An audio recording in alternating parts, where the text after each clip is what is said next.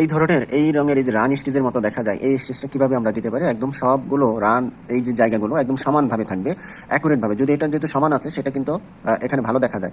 আর যদি আমাদের এইরকম দিতে হয় বাঁকা অংশ জায়গায়, বাঁকা গোল অংশ জায়গায়, সেই জায়গায় কিন্তু আমরা সঠিকভাবে দিতে পারবো না। বা আমরা যদি এখানে আমরা রান স্টিচ দিই, দেখুন আপনারা, আমরা যদি এইরকম করে আমরা যদি এখানে রান স্টিচ ক্লিক দিই, ক্লিক দেওয়ার পরে কী হবে, এরকম আমরা রান স্টিচ দিলাম, এইভাবে করে আমরা রান স্টিচ দিলাম। হ্যাঁ, এই যে স্টিচটা আমরা দিচ্ছি, আমি যদি এরকম করে রান স্টিচ দিই, দেখুন বন্ধুরা আমার ক্লিকগুলো কিন্তু অ্যাকুরেটভাবে পড়তেছে না। তো এই কাজটা আমরা কীভাবে একটা দুইটা ক্লিকের মাধ্যমে সহজ করতে পারি সেই বিষয়টি আজকে দেখব। এবং এইরকম ভিডিওগুলো যদি দেখে আপনার খুবই উপকার হয় বা কোনো ভালো মনে হয়, তাহলে অবশ্যই অন্যদের শেখার উদ্দেশ্যে ছড়িয়ে দিবেন। দেখুন বন্ধুরা, আমি যে কাজটা করলাম, আমার এইখানে কিন্তু গ্যাপ হয়ে গেছে, এই জায়গায় লেগে গেছে। আর এটা দেখেন কোনো কিন্তু লাগা নাই, একদম এখানে দেখেন অ্যাকুরেটভাবে সুন্দরভাবে আছে। আমরা যদি এটাকে দেখি, দেখেন ডান পাশে যেরকম গ্যাপগুলো আছে, বাম পাশে সেম গ্যাপগুলো আছে এবং সুন্দরভাবে সারিবদ্ধভাবে আছে। কিন্তু আমরা যদি ম্যানুয়ালভাবে এভাবে করতে যাই তাহলে কিন্তু আমরা পারবো না। আমরা যারা নতুন আছি, এই সমস্যাটা অনেক হয়, আমরা স্টিচ চিনি না বা কীভাবে কাজ করতে হয় জানি না। আমার সাথে থাকেন, আশা করি কিছু না কিছু শিখতে পারবেন ইনশাআল্লাহ। তো চলুন কথা না বাড়িয়ে কাজ দেখি। আমরা যে কোনো জিনিস কাজ যদি করতে চাই, আমরা এভাবে সহজে করতে পারি। দেখা যায় আমরা এই অংশটাকে আমরা কী করলাম, কপি করব। প্রথম হচ্ছে এই অংশটাকে কপি করব। এই অংশটাকে যেহেতু আমার এটা গ্রুপ করা, এটাকে আমরা গ্রুপটা ছেড়ে নিই, গ্রুপটাকে ছেড়ে নিই। এই যে গ্রুপ করা আছে, গ্রুপটাকে কি কন্ট্রোল ইউ চাপ দিয়ে গ্রুপটা বাদ দিয়ে নিলাম। আমরা গ্রুপ প্রত্যেকটা কাজের শেষে আমরা গ্রুপ করে রাখবো। হ্যাঁ, গ্রুপ করে নিলাম। এখন দেখেন এটাকে আমরা কি করব, ডুপ্লিকেট। ডুপ্লিকেট করলাম, এখানে ডুপ্লিকেট, রাইট বাটন চেপে এই যে ডুপ্লিকেট করে দিচ্ছি। এবং এই অংশটাকে আমরা একটু মোটা করব।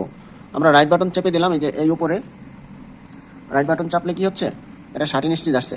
আর যদি আমরা এটার উপরে রাইট বাটন চাপি এবং অবজেক্ট প্রপার্টিস, তাহলে কি যাচ্ছে, আমাদের এই যে কলাম সিটা আসতেছে, এই যে কলাম সি, এখানে 30 দেওয়া আছে, আমি এখানে 100 দিয়ে দিই, মানে 1 দিয়ে ইন্টার চাপ দিই।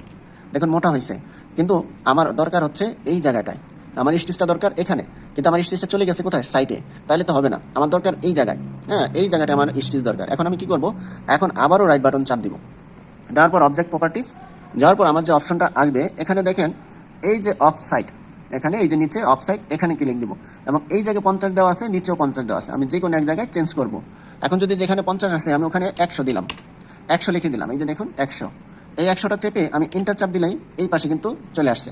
দেখুন তারপরে কিন্তু আমার স্টিচটা এটার মতো হয় নাই, এই সাইডে যতটুকু আছে এই সাইডে হয় না। তাহলে আমার কী করতে হবে, আবার অবজেক্ট প্রপার্টিসে যাব, এই 100 জায়গায় আমি কী করবো, 120 দিয়ে দিব, 120 দিয়ে দিলাম। এখন দেখেন বন্ধুরা, আমার এটা কিন্তু চলে আসছে এই পাশে। এখন আমার সমস্ত গুরুত্বপূর্ণ কাজটাই হচ্ছে এখন। আপনারা এই ভিডিওটা দেখে একটু উপকার হলে অবশ্যই ছড়িয়ে দেবেন এবং মন্তব্য করে যাবেন, একটি কমেন্টস করে যাবেন আপনারা আর কোন ধরনের কাজ চাচ্ছেন। এটার জন্য দেখুন আমরা সাধারণত এই যে এই অপশনটায় চাপ দিই, আমরা অনেকেই জানি এই স্টিচটা কোনটা, এটা কাউন্টার স্টিচ, আমরা সবাই এখানে খুঁজি। দেখেন এখানে চাপ দিলে কিন্তু এটা হচ্ছে না, হ্যাঁ এটা হইতেছে না, এটা ব্ল্যাঙ্ক হয়ে আছে। আমার দরকার হচ্ছে এই স্টিচ, ওই যে এই স্টিচটার নাম হচ্ছে, এই স্টিচটার নাম হচ্ছে এই যে এই কাউন্টার স্টিচ, এই যে দেখেন। কিন্তু এটা তো কাজ হচ্ছে না, এখন আমরা কি করব, এখন আমরা এটাকে কাজ করার জন্য আমাদের যেতে হবে এই যে আরেকটা অপশন আছে, দেখেন এই যে, হ্যাঁ এটার নাম কি, আউটলাইন। হ্যাঁ এই আউটলাইন্স, এইটার মধ্যে দেখেন এই যে একটা অপশন আছে, এই যে এখানে আমরা ক্লিক দিলেই আমাদের দেখেন, এখানে আমি ক্লিক দিলাম, এই যে এখানে ক্লিক দিলেই এখন এটা পরিবর্তন হয়ে গেছে। এখন বলতে পারেন এখানে তো এই যে একটা আসলো, একটা স্টিচ আসলো, আমি কালারটা চেঞ্জ করে দিই। আপনারা বলতে পারেন এই যে স্টিচটা তো ওইটার মতো হইলো না, হ্যাঁ এটার মতো হইলো না, এটার মতো হইলো না। কেন হইলো না, কারণ এখানে জায়গাটা অনেক বেশি ফাঁকা। আমরা কি করব, আবারও রাইট বাটন চাপ দিব, অবজেক্ট প্রপার্টিসে যাব, যাওয়ার পরে এই যে এখানে আমরা রাইট বাটন চাপ দিব, এই যে এখানে না, ভুল হয়েছে, আমাদের এইটার উপরে রাইট বাটন চাপ দিব। দেওয়ার পরে এই যে এখন দেখেন এখানে এই যে স্টিচ ভ্যালুস, এখানে এসে আমি 7-এর জায়গায় 1 দিয়ে দিব, 1 দিয়ে এই যে 1 দিয়েছি, দেখুন এখন আমি ইন্টার চেপে দিলাম, এই যে স্টিচ ঘন হয়ে গেছে। এত ঘন যদি আমার প্রয়োজন না হয়, তাহলে আমি এখানে আবার কি 2 দিয়ে দেখব, স্টিচ একটু ফাঁকা হয়েছে। এইভাবে করে আমরা এই ডিজাইনটাকে সুন্দরভাবে অ্যাকুরেটভাবে সুন্দরভাবে করতে পারি। এই ধরনের ভিডিওগুলো বানাইতে আমার একটু সময় লাগে, আপনাদের যদি একটু ভালোবাসা পাই, একটু সাপোর্ট পাই, তাহলে নতুন নতুন ভিডিও দিতে উৎসাহ পাবো। এই পর্যন্ত ধৈর্য ধরে দেখার জন্য আপনাকে অসংখ্য ধন্যবাদ।